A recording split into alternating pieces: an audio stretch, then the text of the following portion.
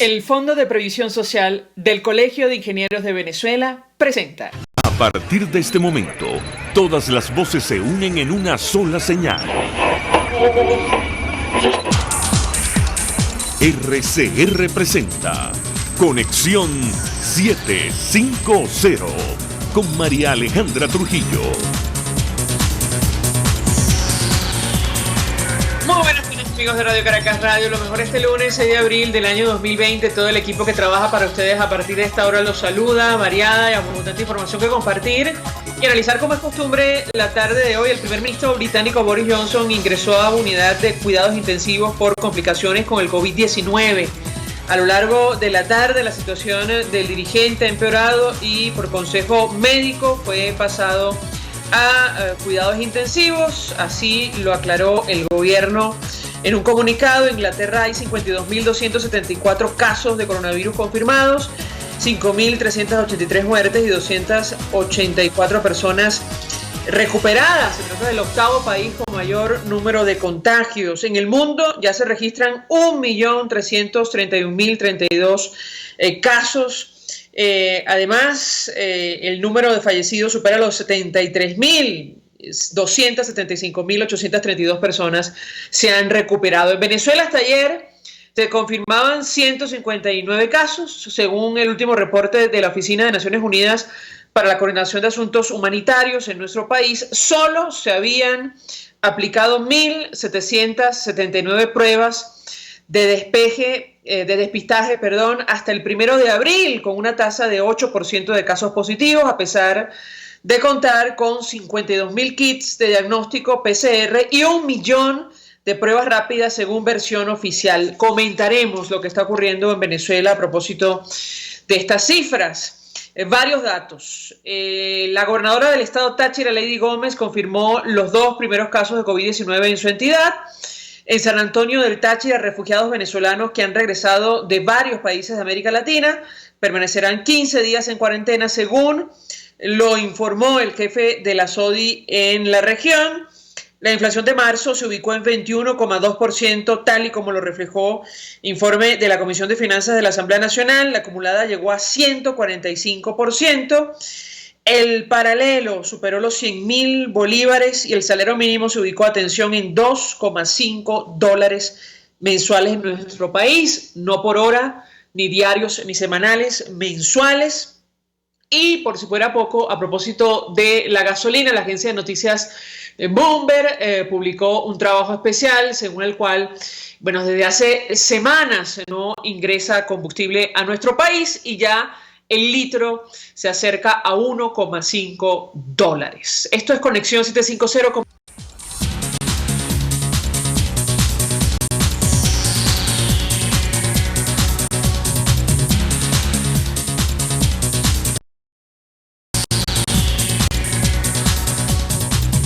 ¿Qué está pasando en este país? Y saludamos vía telefónica a nuestro primer invitado, el diputado José Manuel Olivares. Es diputado de la Asamblea Nacional, está ahora mismo en el exilio, es médico. Él este fin de semana ofrecía una declaración a través de redes sociales acerca de los datos que se conocen sobre el impacto del alcance del coronavirus en nuestro país. José Manuel, gracias por atendernos. Buenas tardes. Pero Alejandra, ¿cómo estás? Muy buenas tardes y saludos a todos por el radiocito de la cocina. Mucho interés de escuchar tu opinión, tu análisis acerca de lo que se conoce, José Manuel, el impacto de esta enfermedad en Venezuela. Iniciar conversación a partir de un dato que tú destacabas, pero también a nosotros nos ha llamado procedente la atención y tiene que ver con el número de pruebas de despistaje aplicadas según Naciones Unidas.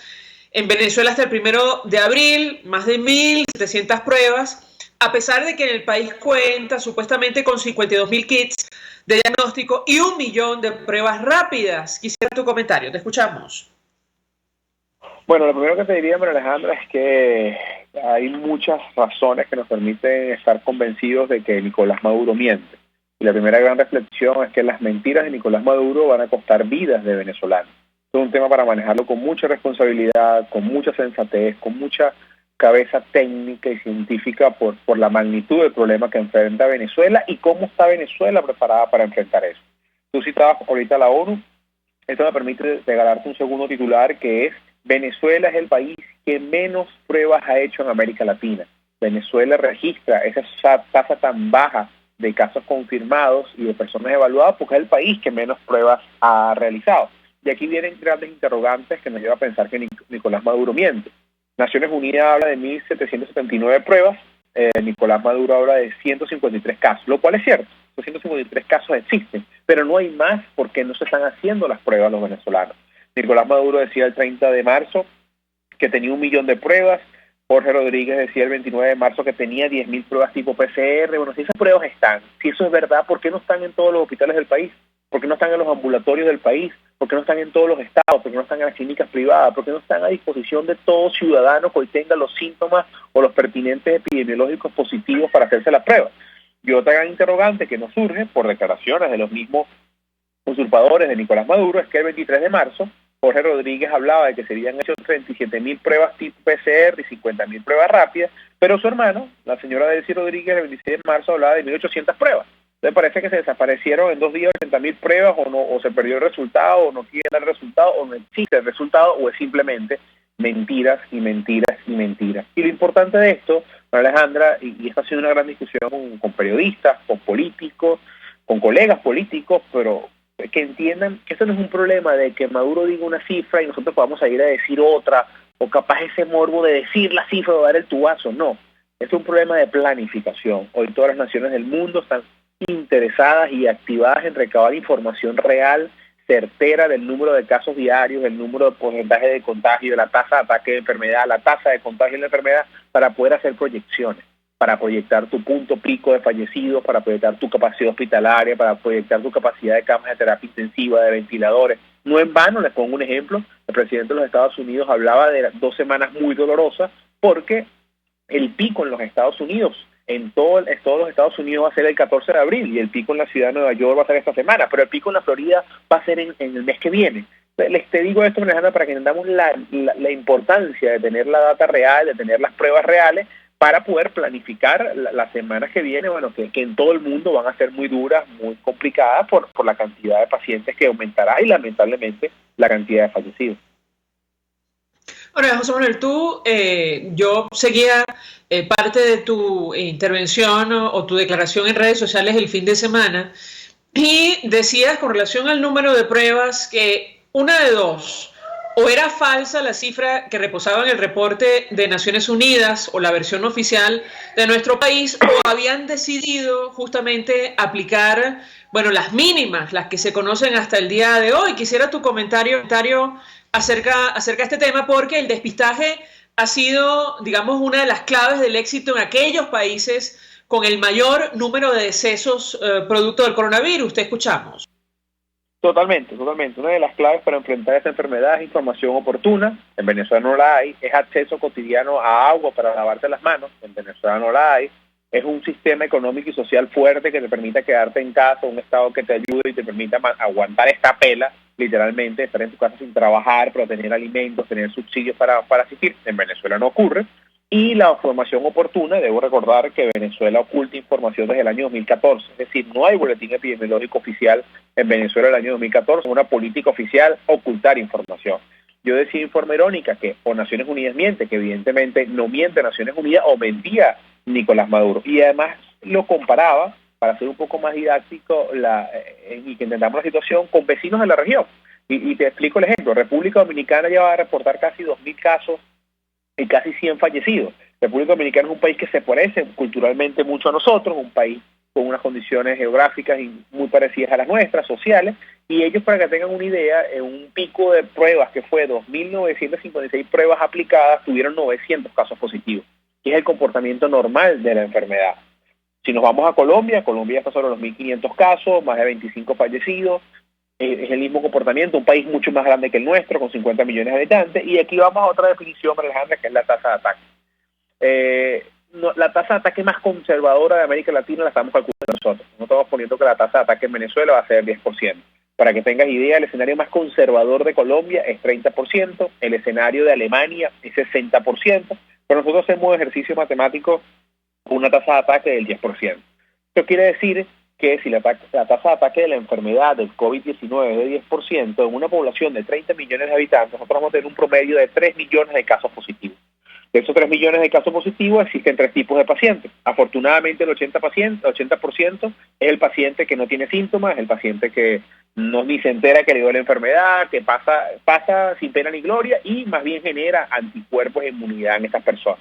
El otro 20% se divide en 2 tipos de pacientes, el que va a requerir algún tipo de asistencia hospitalaria y el que va a complicarse a lo que sería el uso de la terapia intensiva.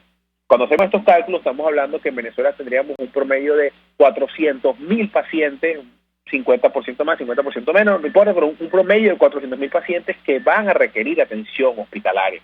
No en un mismo momento, debo aclarar, no son todos 400.000 en un día, en todo este pico de la enfermedad, pero es el número que tendría a ti proyectar cuántas camas de terapia intensivas tienes, cuántos ventiladores necesitas, cuál va a ser el impacto en tu población, qué medidas debes tomar y sin duda alguna los números que da Nicolás Maduro están lejos de parecerse a los modelos matemáticos de proyección. Y además, él miente con las camas de terapia intensiva.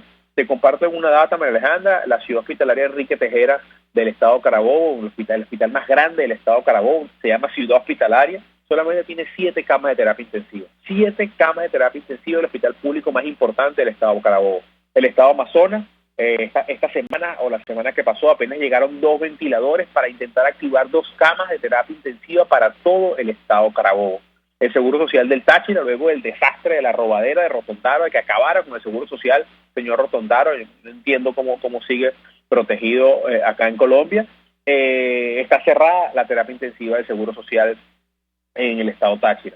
El Hospital Miguel Orá del estado Portuguesa, que además es un hospital centinela, que es una definición absurda, retrógrada e infuncional que ha hecho Nicolás Maduro para intentar controlar la información a estos hospitales centinelas, pero en definitiva el Hospital Miguel Orá del estado Portuguesa, una sola cama de terapia intensiva. El Hospital Luis Ortega de Margarita, estado Nueva Esparta, sin camas de terapia intensiva. Esto es una pequeña muestra de algunos estados del interior del país para que veas el estado de vulnerabilidad y cómo, insisto, sigue mintiendo Nicolás Maduro en torno al número de camas disponibles, el número de camas de terapia intensiva disponibles, lo cual lo que hace es poner en riesgo a cientos de venezolanos. Ahora, José Manuel, tú mencionabas Colombia, el ofrecimiento de 2 máquinas, 2 respiradores, supuestamente para el país vecino que hizo Nicolás Maduro, ha generado toda clase de reacciones, tomando en consideración las carencias que hay en nuestro país. Te pediría un comentario también al respecto, te escuchamos. Bueno, Alejandra, creo que es la misma actitud de siempre de politizar todo, de sacar ventaja, tomar ventaja de las coyunturas políticas, y es muy doloroso que sean temas de salud. Estos 2 equipos que mostraba Nicolás Maduro, 2 equipos muy buenos para hacer pruebas tipo PCR, que es la prueba más específica de cadena polimerasa, tipo de ADN, la prueba más real que te dice si tienes o no tienes el virus, hacen falta en Venezuela. Ojalá mandar uno al estado Zulia, ojalá mandar otro al estado Anzoátegui, ojalá mandar otra al centro del país, otra a Bolívar, otra a Los Andes, y pudiéramos dividir el país en 6, 7, 8 pedazos, llanos, oriente, occidente, costa, región insular, y tener esas máquinas ahí. Lamentablemente, para el show político, ofreciéndoselas a Colombia, yo debo decir, no diría con envidia, porque es un sentimiento que yo jamás sentiría, pero sí con algo de asombro, que hoy el sistema de salud mejor preparado para atender esta crisis del sistema de salud colombiana, el número de camas de terapia intensiva, el número de camas de hospitalización que tiene el sistema de salud de Colombia, dista mucho de lo que tiene y puede ofrecer Venezuela, siendo nuestro sistema de salud años atrás el mejor sistema de salud de toda América Latina, y sin duda alguna que este ofrecimiento de Nicolás Maduro no es más que burlarse del drama de los venezolanos, que poner en riesgo la vida de los venezolanos, cuando esos equipos deberían estar en clínicas privadas, en ambulatorios o en grandes hospitales de otros estados, y no ofreciéndose a Colombia. Si Colombia le hiciera falta, buenísimo, la solidaridad de Colombia con nosotros ha sido incalculable, y como ha sido la de nosotros con ellos, pero lamentablemente Venezuela tiene que tratar de dar las pruebas disponibles hoy, pero ya te lo explicaba antes, la política de ocultar información no lo permite, y Nicolás Maduro no hace un ofrecimiento real, certero, sincero de aprecio al pueblo colombiano, sino simplemente una maniobra política para buscar algún tipo de respuesta o de confrontación o de reconocimiento, que es lo que lo tiene desesperado por conseguir de parte del presidente Duque y de todos los jefes de Estado de la región.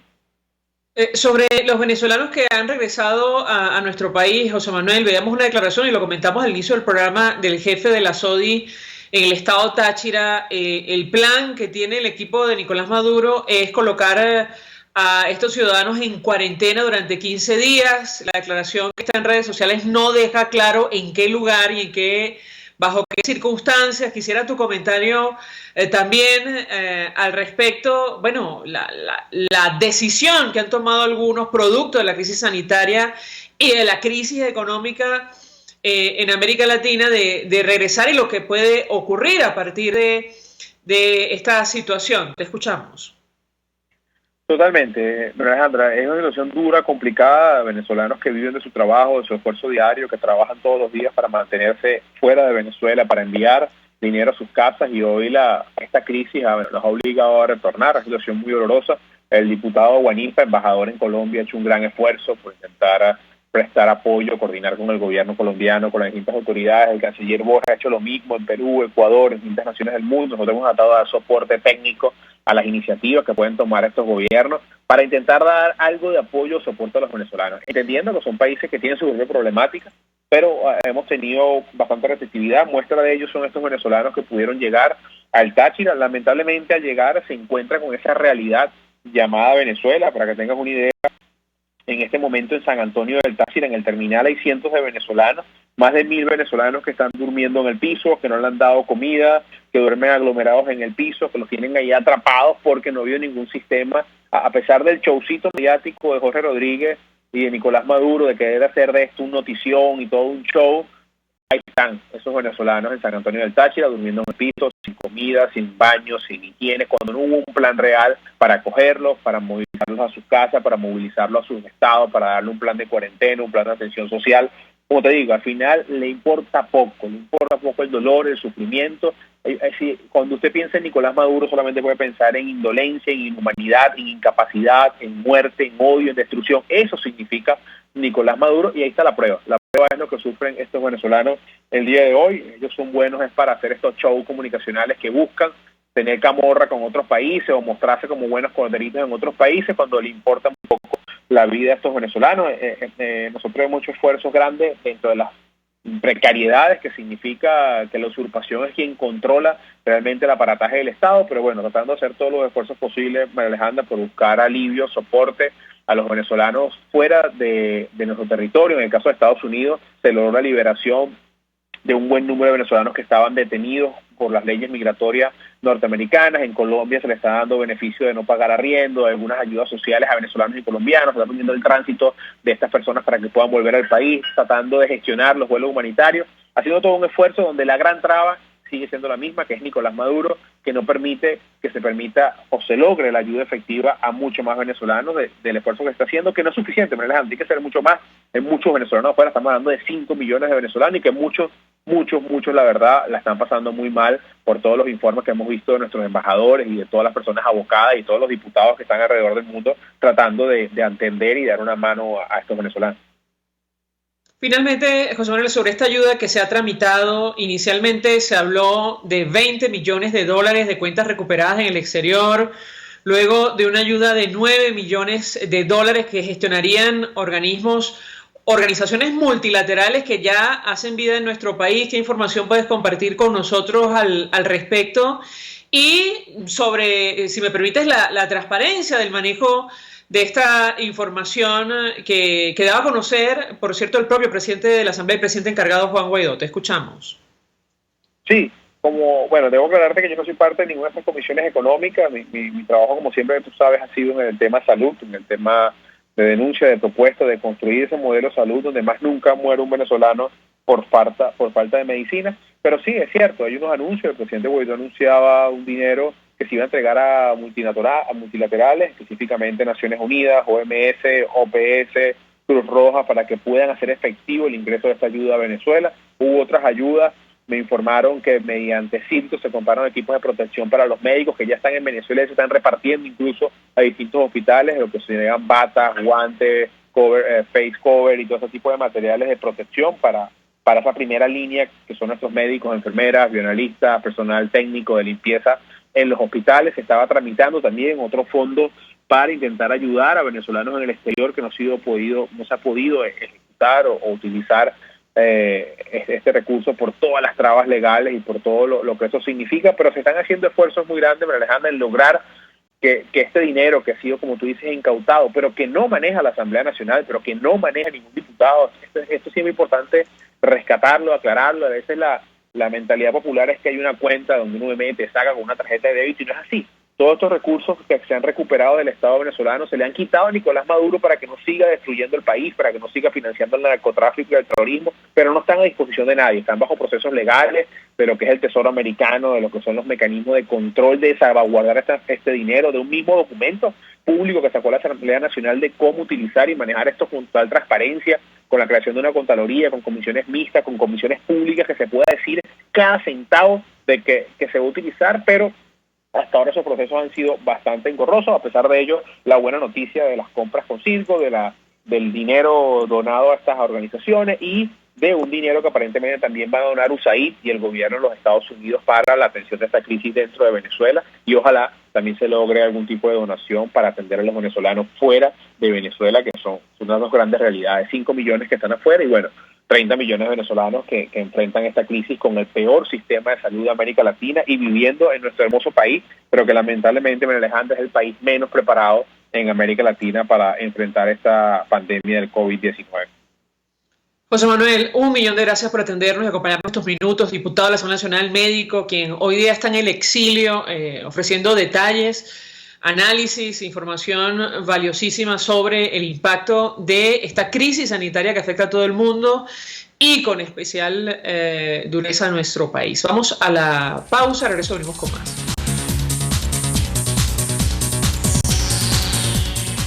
Usted escucha Conexión 750 con María Alejandra Trujillo, solo por RCR 750 AM. Puede seguir nuestra programación a través de rcr.tv, la radio que se ve. Mensaje del ingeniero Kenneth Navarro, presidente del FONPRES CIB. Apreciado colega ingeniero, arquitecto y afín, el Fondo de Previsión Social del Colegio de Ingenieros de Venezuela, FONPRES CIB, diseñó para la protección de tu salud el Sistema Integral de Previsión Social. El mismo tiene a tu disposición beneficios de la solvencia, asistencia primaria de salud, el plan de salud con coberturas de acceso VIP, todos estos planes pensando en la protección de tu familia. Para mayor información visita fonprescib.net.be, Colegio de Ingenieros de Venezuela, construyendo futuro. Antes de empezar el día, entérese de lo que acontece en el país junto a Pedro García Otero en Titulares de la Mañana. De lunes a viernes a las 6:30 de la mañana. Acompáñelo y empiece su día bien informado. Titulares de la Mañana con Pedro García Otero. Solo por RCR 750 AM. Porque lo bueno une. Ruedas, motores y algo más. El primer, único y más completo programa radial dedicado por entero al fascinante mundo de los motores y la velocidad. Ahora también los sábados, a las 5 de la tarde. Los fines de semana son de Ruedas, Motores y algo más, con Alberto Hidalgo Caro, por rcr.tv, la radio que se ve. El poder de la comunicación en tus manos. Conexión 750 con María Alejandra Trujillo. Solo por RCR 750 AM.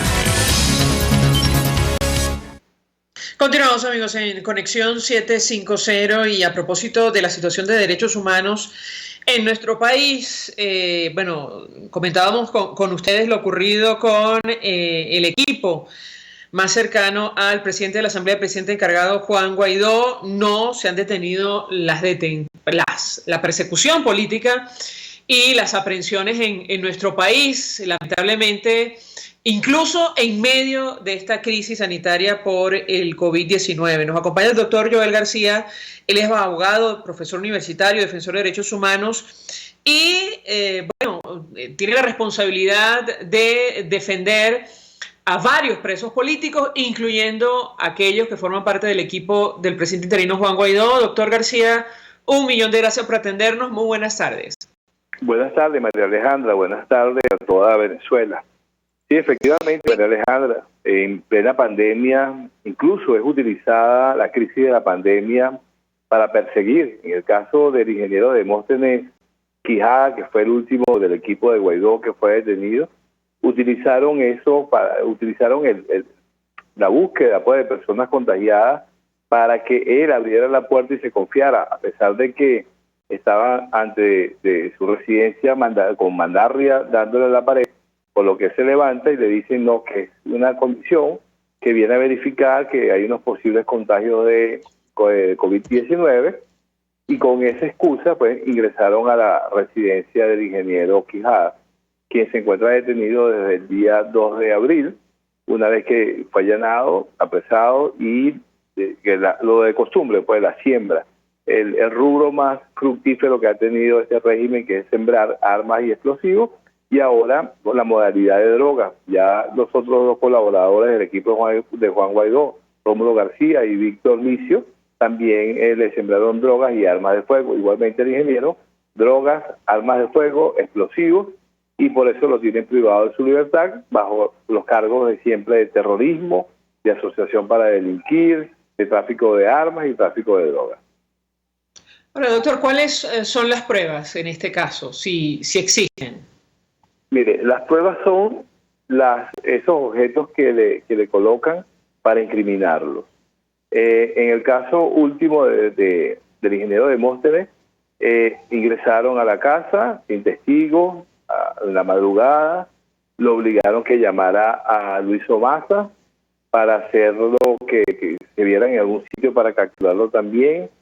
Ingresaron con la excusa de buscando contagios de COVID-19, y él ni siquiera sabía, ni se había enterado el por qué lo habían buscado. Pues, claro, por supuesto que siendo el equipo Juan Guaidó, todos son sospechosos. En el tribunal, cuando le decimos que en las actas dicen que le localizaron estas armas y explosivos, es que él se entera. Un caso muy similar al de Roberto Marrero, bastante parecido al de Roberto Marrero, que sabemos que por palabra de Christopher Figuera, quien era el director del SEBIN para ese momento, él lo dijo, pues que era cumplir instrucciones de Maduro. Ahora, en el caso de estos perseguidos últimos de Juan Guaidó, mira, no tengo duda, desde que él regresó de la gira y ahora en el anuncio del Departamento de Justicia de los Estados Unidos, esto se ha arreciado más, se ha acrecentado más, y la persecución es total contra todos los miembros pues, de ese equipo de Juan Guaidó. Ahora, ¿dónde se encuentran recluidos, doctor? En el caso de Rómulo García y de Víctor Licios, están en la sede de la Policía Nacional Bolivariana, ubicada en La Quebradita. Y el ingeniero Demóstenes Quijada se encuentra en la DGCIN de Boleíta. Quiero hacer notar lo siguiente. Fíjense que es tan burdo lo que están haciendo, que todos pudimos ver el video cuando aprenden a Rómulo y a Víctor en la Tabona, y después en la noche cuando van a buscar los vehículos. Entonces ellos dicen que consiguieron droga en los vehículos cuando fueron detenidos en circunstancias totalmente distintas. En el caso de Quijada, del ingeniero, la orden, una supuesta orden de aprehensión y de allanamiento la dicta el Tribunal 18 de Control, de acá de Caracas, el día 1 de abril. Él es allanado el día 2 y capturado el día 2. Sin embargo, la dicta el Tribunal 18, un tribunal que es incompetente para conocer delitos de terrorismo, tanto es así que el mismo tribunal el viernes, el día de la audiencia, se declara incompetente para conocer porque no maneja los casos de terrorismo. Sin embargo, dictó la orden de aprehensión y de captura y de allanamiento. Entonces, ¿cómo que es incompetente para hacer una audiencia y no es incompetente para dictar esas medidas de coerción personal y de invadir el domicilio de una persona? Otro detalle es que la DGCIN le solicita a la Fiscalía que pida orden de allanamiento y de captura contra el ingeniero Quijada el día 2 de febrero. Y ya el 2 de abril. Ya el 2 de abril estaba aprehendido, estaba allanado, y según el tribunal había dictado las órdenes el día 1 antes de que la DGCIN las pidiera, ya el tribunal, diligentemente la había pedido. Entonces hay una serie de irregularidades que vician pues a ese expediente de nulidad absoluta, como lo solicitamos, pero sabemos que en Venezuela no hay Estado de Derecho alguno, sabemos que los jueces son unos ejecutores de las órdenes pues que le dictan, y con toda sin duda, del Poder Ejecutivo, y los fiscales hacen lo propio. En este caso nos cambiaron a los fiscales que siempre han actuado en todo este tipo de siembra y de persecución a la oposición, y nos pusieron un fiscal nuevo que su transparencia, su independencia, su buena fe o su imparcialidad está muy cuestionada, porque pude ver en estos días en un post que colocó el que maneja la cuenta de las verdades de Miguel, donde sale ese fiscal vestido de rojo con su brazalete tricolor apoyando al régimen actual. Entonces, esa es la situación que tenemos ahorita en época de pandemia. E igualmente, como aumentan los contagiados, aumenta la persecución política también. Doctor, finalmente, según el portal Tal Cual, la ministra de Servicios Penitenciarios del Nicolás Maduro ordenó la excarcelación de casi 300 presos en nuestro país, recluidos concretamente en las cárceles de Yare y El Rodeo. ¿Alguna de estas personas forma parte de la lista de presos políticos? ¿Conoce usted de esta información? ¿Qué puede decirnos? No, para nada. Hay que hacer una precisión aquí. En ningún país del mundo un ministro puede dar libertades. Las personas, cuando son procesadas y condenadas, están inmersos en una causa judicial y están a la orden de un tribunal. Son los tribunales, los órganos jurisdiccionales, quienes deben dictar libertades. Pero vemos como en Venezuela no hay autonomía del Poder Judicial y vemos como una ministra da libertades. Sin embargo, por lo que pude leer en las notas de prensa que conozco, porque oficialmente no hemos visto nada, es que se trata de personas que ya habían cumplido la condena, otras personas que ya optaban por beneficios en el cumplimiento de la pena y más bien se habían dilatado en hacerlo. En Venezuela, en nuestro Código Orgánico Procesal Penal establece beneficios para las personas que ya tengan la mitad de la pena cumplida o más de la mitad. Entonces se otorgan ese tipo de beneficios. Entonces lo que entendí que se trata de esas personas y otra de delitos menos graves, pero a ciencia cierta no sabemos. Y por experiencia en casos de presos políticos, sabemos que eso lo otorgan y últimamente bajo, si quiere, una figura que lo llevan a la Casa Amarilla, a la Comisión de la Verdad, etcétera, etcétera. Y los jueces son los últimos que se enteran que las personas que estaban sometidas a la autoridad de ellos fueron dejados en libertad, porque nosotros somos los que les decimos, mira, pusieron en libertad ayer a tal o cual persona. Pero no, estas personas que fueron supuestamente liberadas, porque no ha habido un pronunciamiento oficial como tal, creo yo, no hay presos políticos en esas listas. Nuestros presos políticos se siguen manteniendo igual, incomunicados mayormente. No sabemos en verdad su estado físico de salud y no han procedido a liberar a ninguno hasta ahora. Doctor Joel García, 1.000.000 de gracias por atendernos, acompañarnos como siempre, abogado, profesor, defensor de derechos humanos, quien lleva varios casos de presos políticos, incluyendo al equipo más cercano del presidente de la Asamblea, el presidente encargado Juan Guaidó. Vamos a la pausa, regreso, venimos con más.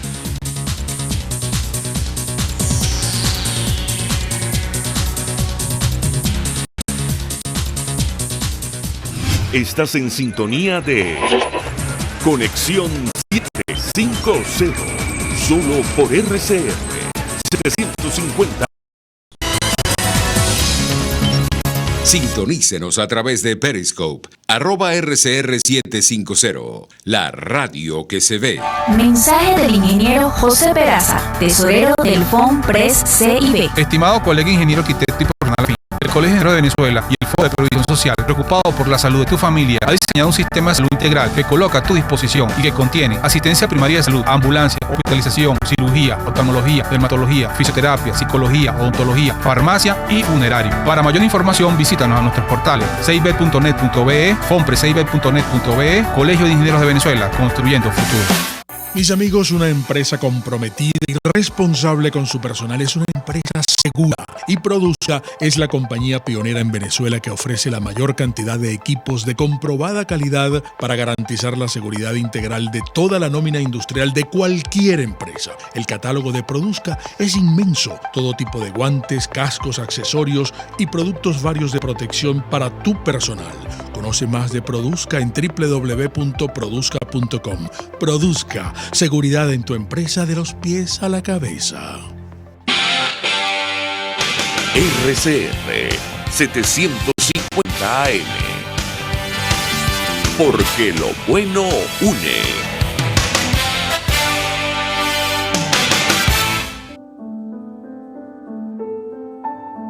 La Academia de Ciencias Físicas, Matemáticas y Naturales presenta El progreso tiene su ciencia. Hoy presentamos la fiebre amarilla y Louis Daniel Beaupartiu. Una epidemia de fiebre amarilla asolaba la ciudad de Cumaná en 1853. Allí mismo vivía y trabajaba un médico venezolano de origen francés llamado Louis Daniel Beaupartiu, quien identificó al mosquito como responsable de la transmisión de tan temible enfermedad. Es así como el doctor Beaupartiu se adelantó en casi 30 años a los trabajos del médico cubano Juan Carlos Finlay, quien en 1881 llegó básicamente a la misma conclusión en relación al rol del mosquito en la diseminación de la fiebre amarilla. No obstante, no fue sino hasta 1901 que una comisión médico-militar de los Estados Unidos de América, presidida por el Dr. Walter Reed, se trasladó a Cuba y comprobó experimentalmente que la transmisión de la fiebre amarilla involucraba la picadura del mosquito a personas enfermas, la incubación del germen en el cuerpo del mosquito y la posterior picadura a personas sanas. El Dr. Beaupartiu fue un médico naturalista con un gran sentido de la observación. Haciendo uso de uno de los primeros microscopios que se trajeron a Venezuela, desarrolló investigaciones pioneras también sobre otras enfermedades como el cólera y la lepra. Las observaciones del Dr. Beaupartiu no solo fueron debidamente publicadas en revistas médicas en Venezuela y en Francia, sino dieron origen a estrategias de control que ayudarían a detener las epidemias de fiebre amarilla en Venezuela y otros países de América Latina.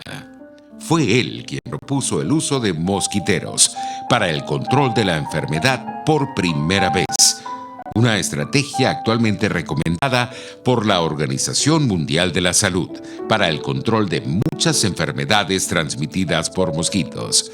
El progreso tiene su ciencia. La Academia de Ciencias Físicas, Matemáticas y Naturales presentó El progreso tiene su ciencia. Para más información, www.acfiman.org. RCR 750 AM. Porque lo bueno une. María Alejandra Trujillo te acompaña en Conexión 750. Todo por RCR 750 AM.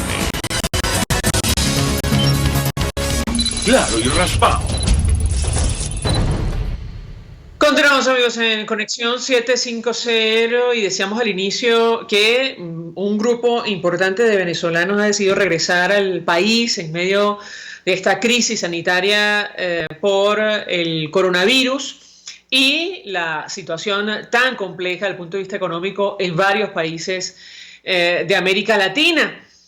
Para hablar acerca de lo que está ocurriendo en el estado Táchira, con cientos de ciudadanos a quienes hoy se les ha informado que van a permanecer en cuarentena, no sabemos exactamente en qué condiciones. Saludamos vía telefónica a nuestra siguiente invitada, Claudia Vargas, es profesora de la Universidad Simón Bolívar, es parte del Departamento de Ciencias Sociales de esta Casa de Estudios, experta en migraciones.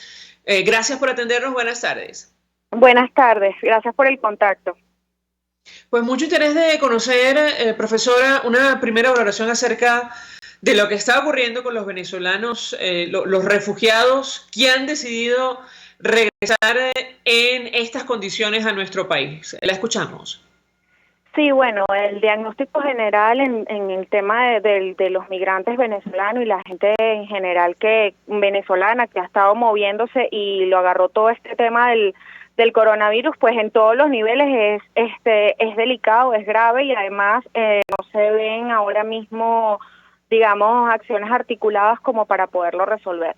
Lo que hemos estado viendo aquí son personas que se están enfrentando a un gran problema de vulnerabilidad, no solo de su propia condición como refugiados y como migrantes que probablemente no tengan acceso a ningún documento migratorio, que probablemente no o que tengan probablemente una situación irregular, sino que además se ven forzados, no solo se vieron forzados a salir, sino que también se ven forzados a regresar a un país que está en peor condición que la que se fueron y que además, como hemos podido ver lamentablemente en la mañana de hoy, pues la situación en la que están regresando evidentemente no obedece a una política organizada, a un plan de contingencia organizado, sino que sencillamente responde, no sé, será a un asunto político, a un interés político de hacer ver que se está recibiendo a los venezolanos en mejores condiciones, cuando la verdad es que todas las personas que vimos en el terminal, por ejemplo, en frontera con Colombia, están absolutamente expuestas al virus y a cualquier otra enfermedad por las condiciones en las que lo tienen allí. Ahora tengo que preguntarle, profesora, porque justamente compartíamos con los amigos oyentes esta declaración que está en redes sociales del jefe de la SODI en el estado Táchira. Esta es la zona de defensa integral. Él les decía a varios de los venezolanos retornados en San Antonio que ellos iban a estar durante 15 días en cuarentena, pero no aclaraba en qué condiciones ni dónde. Yo le pedí un comentario porque, digamos, es una situación que contrasta mucho con el mensaje que han dado las altas autoridades, o al menos el equipo que acompaña a Nicolás Maduro con relación a este tema. ¿Qué puede decirnos? Bueno, justamente lo que vuelvo a mi argumento inicial, o sea, lo que se está viendo aquí es que simplemente esto es un retorno que, digamos, cuando yo digo que es forzado es porque nadie que ha hecho un gran esfuerzo por salir en las condiciones en las que me imagino salieron estos venezolanos, porque además vienen de países y todos vienen de Colombia, donde la situación tampoco está muy sólida en el caso de ellos. Evidentemente responde a una propaganda política que, como el plan Vuelta a la Patria, no tiene unas medidas necesarias. O sea, estamos hablando de que efectivamente son personas que no les están haciendo las pruebas para certificar si dan o no positivo para el coronavirus, no están siendo atendidas en cuanto a temas de alimentación, de higiene. Vemos el caso de los hacinamientos o de lo que debería responder al distanciamiento social, eso no se está cumpliendo. Además tenemos por otro lado, vemos que hay población infantil, que eso además tiene otras repercusiones legales dentro de Venezuela, pero también vemos mujeres que están embarazadas y evidentemente al no tener una respuesta homogénea de cómo van a actuar, ni siquiera para los que ya estamos dentro del territorio nacional, pues las decisiones son ambiguas y no responden a lo que debería ser el retorno de estas personas. Evidentemente también hay que dejar claro que esto lo venimos diciendo desde que abordamos siempre el tema de la migración. En la medida que Nicolás Maduro y las personas que lo acompañan, en cualquier área que ésta sea, no reconozcan, para empezar, que hay un problema de migración, que tenemos unos venezolanos afuera que están expuestos a muchas violaciones de derechos, que no tienen acceso a recursos, etcétera, pues esto simplemente va a ser utilizado, repito, en mi opinión, como una propaganda política para hacer ver un hecho que no es real en cuanto al tema de atención, no el hecho de que la gente se venga, sino el hecho de que la atención está siendo efectiva, porque esto no es real. Ahora, profesora, a estas alturas es posible prever qué puede ocurrir en el corto y en el mediano plazo si esta crisis sanitaria avanza con el impacto económico y social que ya tiene para los países de América Latina. ¿Qué opina usted? Bueno, es una situación bastante compleja porque además lo que yo analizo de los países de la región en general es que están actuando solo para atender la emergencia, cuando en realidad, aunque es un momento difícil, yo creo que deberían actuar en dos caminos. El primero, justamente atender lo que está pasando ahora, pero el segundo tiene que estar relacionado precisamente a lo que siempre comentamos, a que hay unas políticas articuladas, y esas políticas articuladas incluyen incluso la emergencia actual. ¿A qué me refiero con eso? Me refiero a que la mayoría de los países de la región en donde hay venezolanos quieran regresarse o no, o personas que se mantengan en esos países, todos estos reconocen, por ejemplo, a la Asamblea Nacional como un poder legítimo.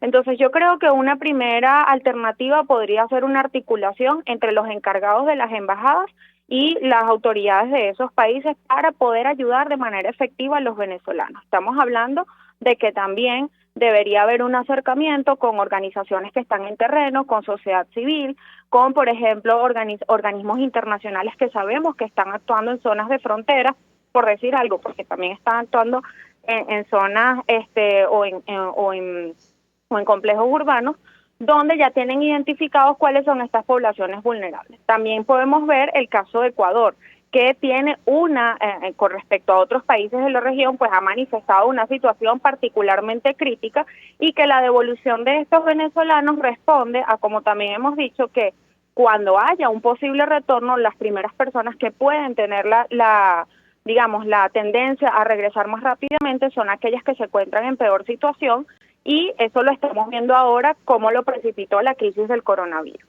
Entonces, lamentablemente, la región que ha quedado pues expuesta en cuanto a que no tiene unas políticas de movilidad efectivas, en cuanto a que cada uno tiene problemas no solamente económicos, sino también con su propio sistema de salud, y que no hay una política concreta para la atención de migrantes, en este caso, cualquiera que sea su situación, porque aquí no podemos decir que porque tiene papeles o no tiene papeles. Estamos hablando de un tema de un derecho humano, que es el acceso a la salud, y que lamentablemente muchas personas lo están viendo vulnerado y no tienen otra alternativa que regresar a donde sí supuestamente los deberían atender, que es Venezuela, porque tienen miedo de exponerse en otros países.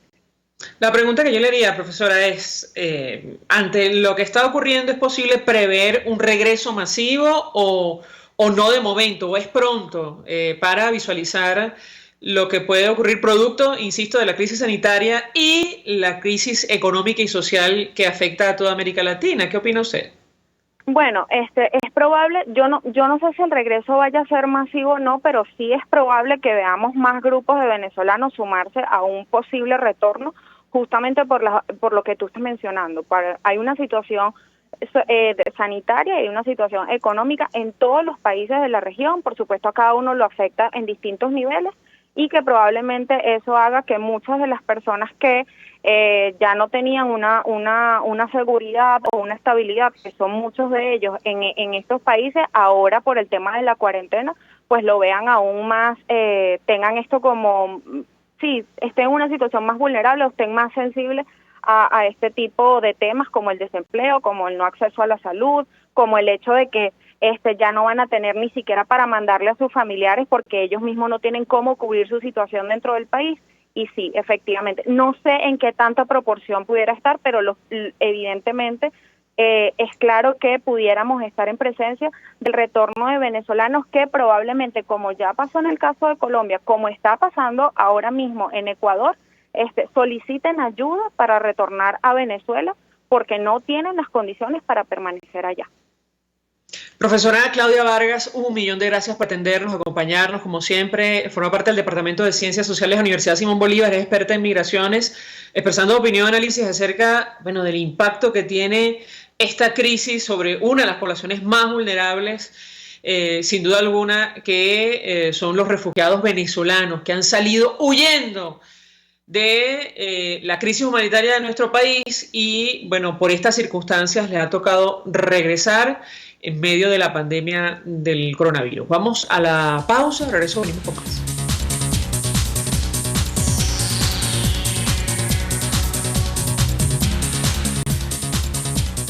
Escuchamos Conexión 750, solo por RCR 750 AM. Puedes seguirnos en nuestras redes sociales. En Twitter, @RCR750, la radio que se ve. Mensaje del ingeniero José Peraza, tesorero del FOMPRES CIB. Estimado colega ingeniero arquitecto y profesional afín, el Colegio de Ingenieros de Venezuela y el Fondo de Previsión Social, preocupado por la salud de tu familia, ha diseñado un sistema de salud integral que coloca a tu disposición y que contiene asistencia primaria de salud, ambulancia, hospitalización, cirugía, oftalmología, dermatología, fisioterapia, psicología, odontología, farmacia y funerario. Para mayor información, visítanos a nuestros portales cib.net.be, FOMPRESCIB.net.be, Colegio de Ingenieros de Venezuela, construyendo futuro. Porque las oportunidades se dan una sola vez, ni lo pienses. Ávila Gallery está rematando todas sus obras con precios de locura. Pinturas, esculturas, artesanías y mucho más. Llámanos 0414-127-4060. Estamos en el lobby del Hotel Ávila de San Bernardino y en Instagram @Ávila Gallery 1 en número. Recuerda, 0414-127-4060. Ávila Gallery, tu centro de arte moderno. En la crisis se encuentran las oportunidades. Aquí en Sin Estrés se las mostramos con invitados especiales que nos regalan sus experiencias por una Venezuela mejor. Cada tarde, de lunes a viernes a las 3, desde el emprendimiento, la educación, la salud y el entretenimiento. Por nuestra calidad de vida se nos hace necesario tomar un respiro del agobio diario, dedicar unos minutos a la salud mental y emocional para vivir sin estrés. Sin Estrés, de lunes a viernes a las 3 de la tarde por RCR 750 AM y RCR.tv, la radio que se ve. El poder de la comunicación en tus manos.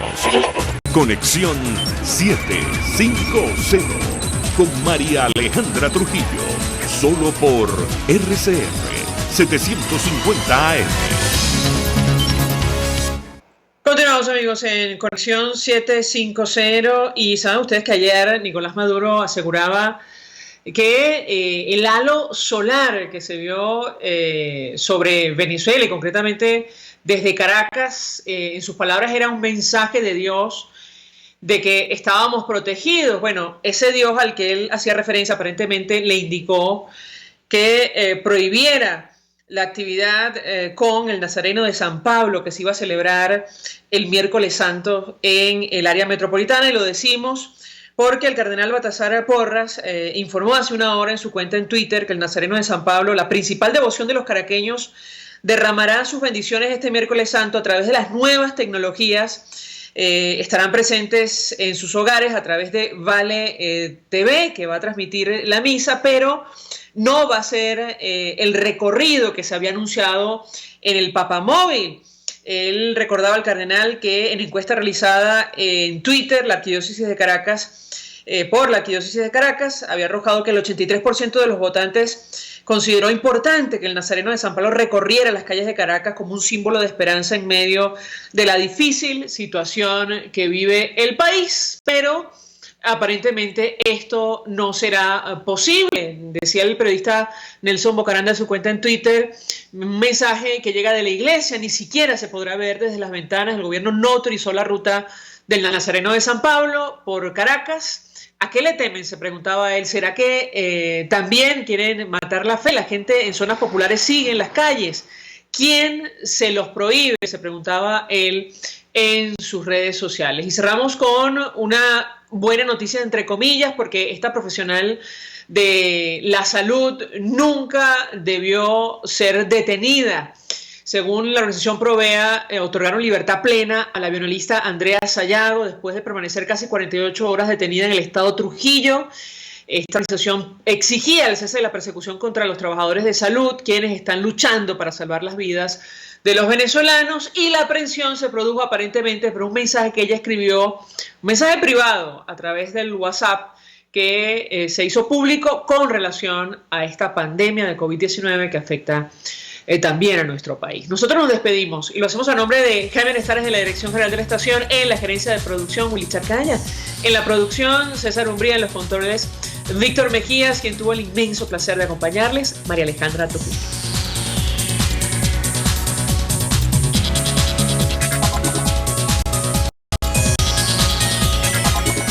El Fondo de Previsión Social del Colegio de Ingenieros de Venezuela presentó. RCR presentó Conexión 750 con María Alejandra Trujillo, solo por RCR 750 AM.